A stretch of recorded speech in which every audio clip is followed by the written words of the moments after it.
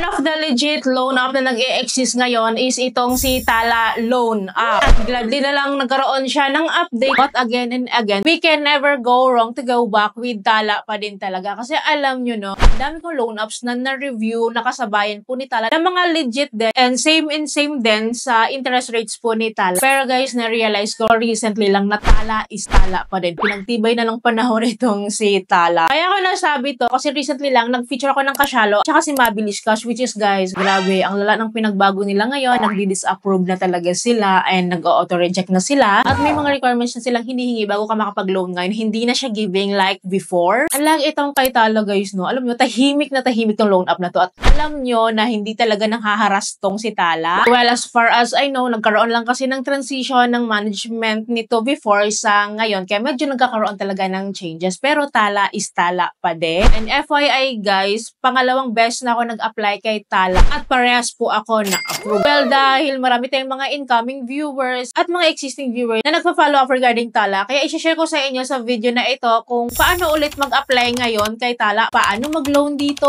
magkano yung interest rates niya. So lahat po yan step by step, i-share ko siya sa inyo from the beginning up to the end para wala kayong ma-miss, lahat makita nyo. And FYI, si Tala po is hindi po siya nagre-require ng income proof. So yun yung gusto natin at tumatanggap po siya kahit unemployed po tayo. Basta meron po tayong declaration ng generation of income pa din po. And everything po is written details lang. Wala siyang documents na hinihingi. Maliban po sa ating ID of course and sa ating facial verification. Well, kung wala ka pang Tala Loan App, kung bago ka pa lang no, downloadable siya sa Google Play Store, sa App Store, sa Huawei. So available siya dyan. Ang dami na po talaga nakapag-try nito. Mataas ang ratings ito. Marami na siyang download. 10 million downloads. Grabe no. Ang dami na nakapag-try sa kanya. Pangmasa kasi itong si Tala. Then right away guys, we need to input our mobile phone number na i-register po natin dito sa ating Tala Loan App. Then after that, magsisend sila ng verification code. Then here po, we need to agree those permission na naman po, permission po dito kay Tala Loan App para makapag-proceed. So here po, tatanungin kanya agad kung saan daw natin narinig or nakita itong si Tala Loan App. So pipili lang tayo dito. And here po, we need to input our personal information. So pifill upan lang po natin to. And then followed by our address details po. And after po nito, meron na po agad tayong review information. Na-reviewin natin yung finill up natin kanina kung tama naman lahat po yon. So save and continue. Then here po, we need to choose the purpose of borrowing po. And then ang pinili ko po is personal expense and then magbibigay ka pa ulit ng details. Pipili ka lang naman dito. May mga choices naman sila. And after that, this is followed by the education and work. So pipili lang tayo dito guys. Hindi na natin kailangan mag-fill up. So ito nga yung sinasabi ko sa inyo. Nag-accept sila ng student, not employed, and of course, retired, tsaka employed individual. So if ever po tayo ay employed, self-employed na kung may work tayo, we need to answer the questions regarding our business. So may mga choices naman dito. Madali lang naman siya guys. And then next po nito is nagtatanong din po siya kung meron daw ba tayong outstanding loan. Sinabi ko yes kasi meron naman talaga ako. I-declare mo din dito kung how much did you spend daw on basic needs, rent, utility bills, loans in the last 30 days. So pinilapan ko po yan and then after that po, we need to review the information naman na pinilapan natin kanina lang. So ngayon kung bago yung isip mo, gusto mo siyang i-edit, pwede naman po siyang i-edit dito. Pero kung okay ka na dyan, so submit application tayo and then dito po we need to agree their Tala app user agreement po no para makapag-proceed tayo. Then after that guys, application under review na. Then mag-aantay lang tayo ng mga seconds lang naman. Then magbibigay agad sila sa atin ng loan offer kung tayo ba i-reject or approve. Sabi ko nga sa inyo, na-approve po tayo worth 2,000 pesos. Well, hindi pa po siya nagtatapos dito kasi may mga verification pa po siya na kailangan po natin i-submit. So click lang natin tong start verification. And dito na po papasok yung ating ID information po. So nakalagay dito that we need to select our ID, to take photos of our ID, take a selfie with your ID. Well, ito po yung mga IDs guys na nire-required nila. Well, pipili lang po tayo ng isa dito and then right after that, we need to enter our ID number manually. Then after that, pipicture po natin yung ating ID front and back. And then this is followed by the selfie verification na po. Well, FYI, mahigpit po si Tala sa ID verification tsaka sa facial recognition. Make sure na napakalinaw po talaga ng pag-capture nyo. Well, kapag na-i-check na lahat itong step 1, 2, and 3, so submit lang natin yan. And after po ma-verify po ni Tala lahat yon, so I'm eligible na to apply for a loan or to disburse this loan amount po. So meron nga po tayong approved amount na 2,000 pesos. And sa last video ko, nag-cash loan po ako dito kay Tala. Kinash loan po itong 2,000 pesos at binayaran ko siya agad-agad. Well, hindi po guaranteed ha na pag nagbayad tayo kay Tala Loan App ng ating due or bills is agad-agad ma-increasean tayo. So it takes few days din and nakita ko na lang kasi nung binalikan ko yung Tala Loan App from 2,000 naging 3,000 pesos na po yung offer niya as of now. Kaya naman no, to share with you kung paano mangutang dito, so ito na yon. So click lang natin tong borrow now and sinagad natin na 3,000 pesos yung ating loan amount. And then tinapat ko siya guys sa 30 days to pay para 1 month to pay na para mas maintindihan natin yung interest rates nito. Well, ito yung sinasabi ko sa inyo guys na si Tala Loan Up po ngayon is nanghihingi na po siya ng processing fee na 3.99% sa ating loan amount. Iba po yung processing fee sa service fee niya po. So, ito po yung 0.43% daily na lumalabas po na ito yung pinaka-interest rate at lumalabas na 12.9%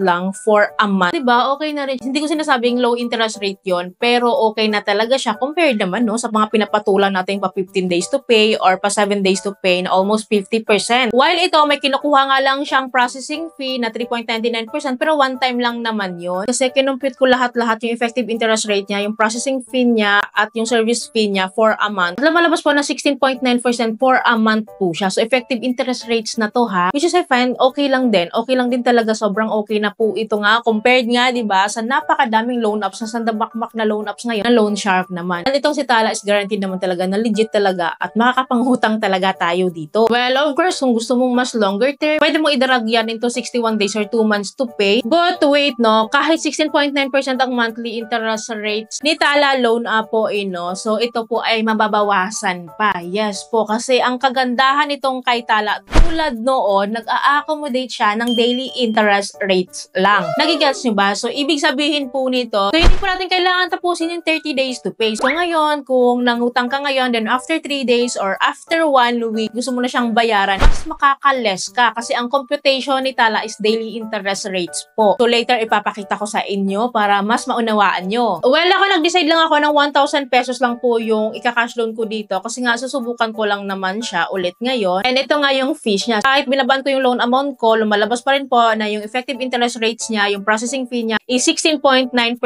for a month pa din naman. Kaya ang total na babayaran ko po is 1,169 pesos. Pero ito guys, mababawasan pa ito mamaya. Ipapakita ko sa inyo. Well, dahil decidido naman ako na utangin to, click ko tong agree terms and conditions and accept terms po tayo. Then dito po pipili lang po tayo ng disbursement method. So, meron siyang mga charge guys. Meron siyang mga fees na 15 pesos kapag bank tsaka e-wallet. Kapag payment center naman is 55 above. Well, pinili ko si e-wallet and then preferably si GCash po yung pinili ko dito. And i-enter lang po natin yung GCash number po kung saan isi-send po natin yung ating ni-loan dito. Hindi po kailangan na GCash account number natin. Basta kahit anong valid GCash account, basta tama yon, papasok po yun. Well, after that, guys, ito yung sinasabi ko sa inyo na hindi siya buong matatanggap because of the transfer fee ni GCash po. Binabawas na po agad ni GCash dito sa loan amount natin. Kaya ang matatanggap natin is 985 na lang. So, kinonfirm ko siya and agad-agad po, real time po, na-receive ko po agad yung pera, pumasok po agad siya sa aking GCash account. And ito na nga yung sinasabi ko sa inyo. Ang total na babayaran ko for 1 month is 1,169. Ngayon, kung babayaran ko siya agad-agad ngayon ha, ito na lang yung babayaran ko, 1,044. So, from 1,169, naging 1,044 pesos na lang. Grabe, diba? Napakaliit na lang. Kaya ito yung gusto-gusto ko kay Tala. So, to share with you guys, click lang natin tong make a repayment, no? And then, pipili tayo dito ng payment channel. So, gladly na lang, ito yung pinaka nagiging update talaga ni Tala Loan Up ngayon. Meron na siyang pa QRPH code